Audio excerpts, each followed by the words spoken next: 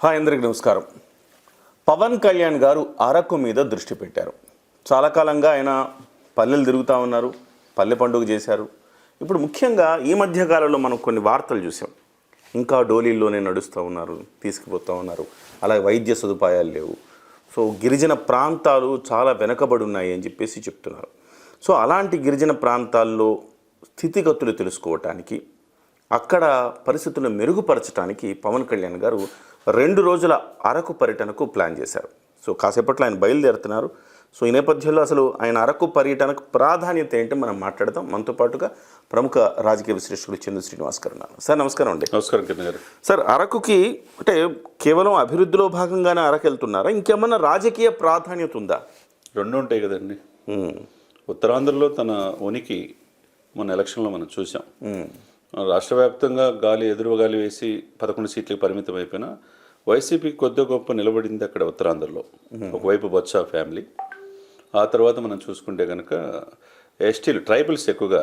అవును. కాబట్టి అరకు, పాడేరు 2 ఎమ్మెల్యే స్థానాలు, అరకు ఎంపీ స్థానం కూడా వైసీపీకి దక్కింది. కాబట్టి ఉత్తరాంధ్ర మీద అరకులో మిగతా అన్నీ మొత్తం కూడా కలిపి మనం చూస్తే అండి, రాయలసీమ, గ్రేటర్ రాయలసీమలోనే వచ్చాయి ఆయనకి. పొంగనూరు, తంగబళ్ళపల్లెం, మంత్రాలయం, రాజంపేట, బద్వేలు, ఆలూరు, ఎర్రగొండపాలెం, ప్రకాశం, దర్శి. ఎర్రగొండపాలెం, దర్శి ప్రకాశంలో వస్తుంది. నెల్లూరు 0. 9 జిల్లాలు 0.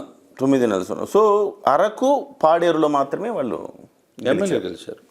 అంటే ఇక్కడ అరకు పార్లమెంట్ కూడా వాళ్ళే గెలుచారు. ఎందుకంటే అక్కడ వాళ్ళ యొక్క వ్యక్తిగత ఇమేజ్ జగన్మోహన్ రెడ్డి గారి కంటే ట్రైబల్స్లో వాళ్ళకున్న వ్యక్తిగత ఇమేజ్ అనేది చాలా బాగా ప్రభావితం చేస్తుంది. ఆ విధంగా దాన్ని చూడాలి. అది వైఎస్ జగన్మోహన్ రెడ్డి గారి గెలుపు కాదు. అక్కడ ట్రైబల్స్లో వాళ్ళు ప్రజలు ఏమనుకుంటారంటే ఒకటే మాట మీద ఉంటారు, ఒకటే కట్టుబాట్లు ఉంటాయి వాళ్ళకి. ఓకే, మనకంటే ఎక్కువ కట్టుబాట్లు ఉంటారు. వాళ్ళు సభ్య సమాజాన్ని దూరంగా అడవుల్లో ఉన్నా వాళ్ళకి ఒక మాట మీద ఉంటారు, విలువలు ఉన్నాయి. కాబట్టి అక్కడ అండగా నిలబడ్డారు. కాబట్టి పవన్ కళ్యాణ్ గారు ఈ రోజున ఉత్తరాంధ్ర పర్యటన వెళ్ళటం అనేది వాళ్ళ యొక్క వెనుకపడుతనం. మీరన్నట్టు ఇప్పటికి కూడా సరైన వైద్య సదుపాయాలు లేకపోవటం, ఎవరన్నా ప్రసవిస్తే ఆడపిల్లకి దగ్గరలో హాస్పిటల్స్ కూడా వీళ్ళన్నీ లేకపోవటం, ఇవన్నీ కూడా ఇప్పటికి కూడా వాళ్ళేమి మనలో ఒక భాగమే కదా సార్. ఇప్పుడు గిరిజనులు అంటే ఇప్పుడు అరవల్లో ఉండే అటవీ పుత్రులుగా మనం భావించాలా. వాళ్ళకి మనకంటే ఎక్కువ తెలుసు వాళ్ళకి, కానీ వాళ్ళు సమాజానికి దూరంగా ఉంటున్నారు. కాబట్టి వాళ్ళు వెనకపాడుతనాన్ని ఆసరాగా తీసుకు కొంతమంది నక్సల్స్లోకి వెళ్ళిపోవటం, నక్సల్కి ఆసరాగా ఉండటం, అవన్నీ కూడా జరుగుతూ ఉన్నాయి. మెరుగైన సదుపాయాలు ఆయా ప్రభుత్వాలు కల్పిస్తే వాళ్ళు మనలో కలిసిపోతారు కదా. కాబట్టి ఆ సంస్కృతిని కాపాడుకుంటా ఉండి, ఆ వైసీపీ గతంలో ఎలక్షన్లో ఉన్నవారు వాళ్ళకి సరైన రోడ్డు సదుపాయాలు, మంచి నీరు, తర్వాత మరుగుదొడ్డు సదుపాయాలు కావచ్చు, ఇవన్నీ లేవు అనేది పవన్ కళ్యాణ్ గారి దృష్టికి వచ్చింది. ఓకే, ఎందుకంటే ఆయన ఉత్తరాంధ్ర మీద మొదటి నుంచి మీకు తెలుసు, దశాబ్దం పైనే అక్కడ భవన కార్మికుల కోసం కావచ్చు, విశాఖపట్నం, ఉత్తరాంధ్ర వెనకబడతనం కావచ్చు, వలసలు వెళ్తున్న విజయనగరం, శ్రీకాకుళం, విశాఖపట్నం ప్రజల కోసం, అతి ముఖ్యంగా ఉద్దానం బాధితుల కోసం ఆయన చేసిన కృషి లండన్ నుంచి డాక్టర్లు పిలిపించి ప్రపంచాన్ని తెలియజేశాడు. అవునా కదా? అవును. ఆయన ముఖ్యంగా అసలు ఆయన నటనలో ఓనమాలు నేర్చుకున్నది విశాఖపట్నం.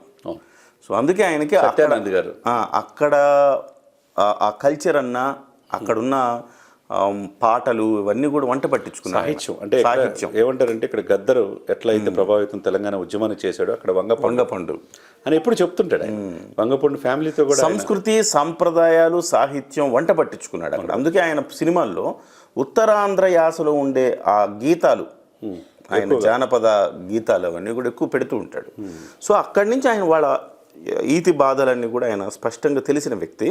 సో ఇవాళ దాని మీద స్పెషల్గా ఫోకస్ చేశారు. అవునండి సార్. ఇంకొకటి కూడా ఇక్కడ మనకు అర్థం చేసుకో, గంజాయికి కేంద్రంగా ఉత్తరాంధ్ర, ఎస్పెషల్లీ అరకు ప్రాంతం ఉంది. సో ఇవాళ మీరు అరకు నుంచి ఆ ఏవు ప్రాంతంలో అక్కడి నుంచి మీరు గంజాయి వాళ్ళని, గత ప్రభుత్వం గంజాయి సాగుని ప్రోత్సహించి ఆ గంజాయిని బయట అమ్ముకోవడంతో పాటుగా అన్ని నియోజకవర్గాల్లో యువతను గంజాయికి బానిసల్లా చేసి వాళ్ళ చుట్టూ తిప్పుకుంటున్నారన్న ఒక అపప్రద తీసుకొచ్చింది గత ప్రభుత్వం. బహుశా దాని మీద కూడా ఉక్కుపాదం మోపే అవకాశం ఉంది. డెఫినెట్గా ఇది అవసరం కదా సార్. సమాజానికి ముఖ్యంగా ఏంటంటే విద్య, వైద్యం అనేది ముందు అవసరం ప్రజలకి, బేసిక్ నీడ్, అంతే కదా. తినడానికి తిండి, వాడికి కట్టుకోవడానికి బట్ట, జీవించడానికి కొద్దిగా ఆహారం, అంతే కదా కోరుకునేది. ఆదిమానవుడు పరిణామక్రమం ఎలా జరిగింది? అవును. పాలియోలిథిక్, నియోలిథిక్, ఇవన్నీ కూడా పరిణామ క్రమంలో ఆదిమానవుడు నిప్పు నుంచి అగ్గిపుల్ల గీసి అవన్నీ కూడా వరుస క్రమంలో మానవ జీవితం మనం మీరైనా నేనైనా వచ్చింది. ఆ ప్రాంతంలో ఇప్పుడు వాళ్ళు అనాగరికంగా ఎందుకు ఉంటున్నారు, ఎందుకు దానికి ఏ కారణాలు ఏంటి అనేది పాయింట్ ఆఫ్ వ్యూ చూసుకుంటే, మీరు చెప్పిన పాయింట్ ఆఫ్ వ్యూలో వీళ్ళు ఎవరైతే ఉన్నారో పవన్ కళ్యాణ్ గారు ఇప్పుడు కాన్సన్ట్రేషన్ చేసిన ఈ ప్లేస్, ఈ ప్రాంతాల్లో తరతరాల నుంచి ఆ పార్టీ నిర్లక్ష్యం చేస్తున్నాయి. ఈయన ఇప్పుడు ఉత్తరాంధ్ర పర్యటనకి వెళ్ళటం కారణం ఏంటి? వాళ్ళని ఈ వేరే దానికోసం వెళ్లకుండా వాళ్ళల్లో మీరు జాగృత పరచాలి, జాగృత పరిచి తప్పుదారిలో ఎవరైనా వాళ్ళు అలవాటు చేశారు. అట్లా ప్రయాణం చేస్తుంటే ఇది తప్పు అని చెప్పి వాళ్ళని సరైన వాళ్ళకి ఉపాధి ఉంటే ఎందుకు వెళ్తారు సార్? అంతే కదండి. వాళ్ళ భూముల్లో మన బయట వాళ్ళు ఎవరు భూములు కొనటానికి లేదు. అక్కడ పోడు భూములు అంటారు. ఆ భూములు గిరిజనులకే, గిరిజనుల పేరుతోనే ఉంటాయి భూములు, వాళ్ళే సాగు చేసుకుంటున్నట్టుంటుంది, కానీ అందులో గంజాయి పండిస్తారు. సో ఇలాంటి వాళ్ళకు ఉపాధి కనుక కరెక్ట్గా ఉండి మార్కెటింగ్ సౌకర్యం ఉంటే డెఫినెట్గా వాళ్ళు ఆ రకంగా వెళ్ళరు కదా. ఉండరు. దీని మీద దృష్టి పెడతాడేమో అనిపిస్తుంది. డెఫినెట్గా. ఎందుకంటే నేను ఈ సందర్భంగా 2 విషయాలు చెప్తానండి. వాళ్ళు మనలో మనుషులే. నేను సైతం ఫౌండేషన్ అని ఒకటి ఉంది, డాక్టర్ రఘుకిషోర్ అని, దాదాపు 7 గోల్డ్ మెడల్స్. మనకు కూడా తెలుసు, మీకు కూడా మిత్రుడు, ప్రముఖ కిమ్స్లో కార్డియాలజిస్ట్గా ఉన్నాడు. తర్వాత తెలంగాణలో స్టెమీకి చేశాడు. కరోనా టైంలో ఇక్కడ బృందానికి వైస్ చైర్మన్.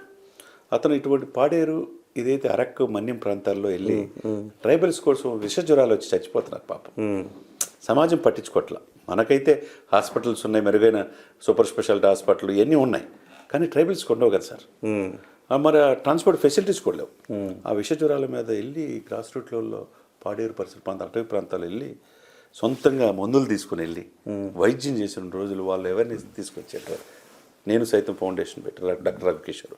అదేవిధంగా సాయిరాజ్ అని ఉన్నాడు, అతను కూడా మీకు తెలుసు. అవును, ఒకప్పుడు గ్రూప్ 2 ఉద్యోగం వచ్చినా అది కూడా సెలవు పెట్టేసేసి ముఖ్యంగా ట్రైబల్స్లో అవేర్నెస్ తీసుకురావడానికి ప్రభుత్వ పథకాలు చాలా ఉంటాయి సార్. ట్రైబల్స్కి వాళ్ళు వాడుకునే అవగాహన కూడా వాళ్ళకు ఉండదు. అది చేయట్లేక ప్రభుత్వాలు వాళ్ళు ఏందో ఓటు బ్యాంక్ అని ఉపయోగించుకుంటే తప్పితే వాళ్ళని మనం ఏమున్నాయి ఏంటనే తెలియదు.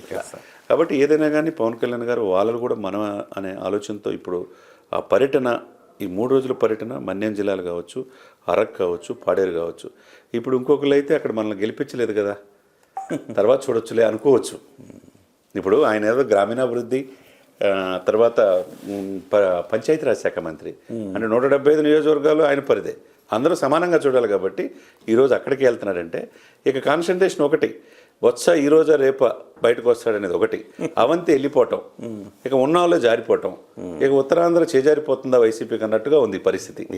అంటే ఆయన ఎక్కడ అడుగు పెడితే అక్కడ అవినీతి ఉంటే బయటకు తీసుకురావడం, ప్రపంచం తెలియజేయటం, లేకపోతే అక్కడ అటు ఇటుగా ఉన్న వాళ్ళు జనసేన వైపు కానీ కోట వైపు కానీ దృష్టి మార్చడమే కనపడుతుంది ఇక్కడ. Right sir, right sir.